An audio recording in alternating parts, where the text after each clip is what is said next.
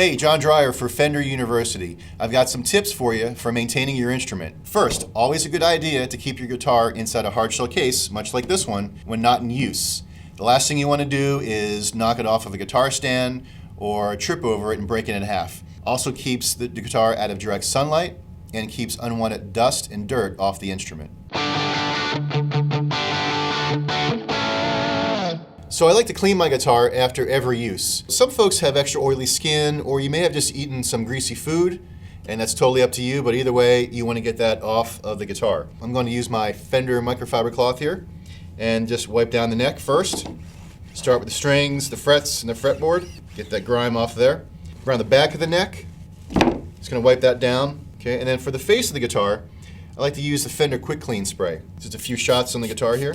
Okay, I'm just going to wipe that down again with my microfiber cloth around the knobs and the 5-way switch, and you are good to go. Some additional advice: definitely do not leave your guitar inside your car or garage.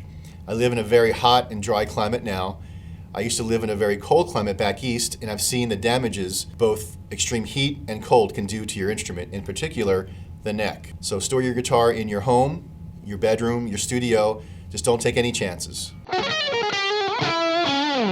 Remember, there are a lot of different screws and nuts on your instrument. Whether it's the machine heads, the pickguard, or the bridge, you want to take the time to go through and make sure everything is tightened up. Pay close attention to your output jack, your pickup selector switch. Now actually this one is a little loose, and there's 2 Phillips screws here, so take my screwdriver, tighten these up. And it's very common for the pickup selector switch to loosen just because it gets a lot of use. Okay, we're good there. Now your end pins, and really the last thing you want to happen is for your end pins to loosen up, your strap to pop, and your guitar hits the ground, and especially in the middle of a gig, so you don't want that. Take the time to go through and just check everything out.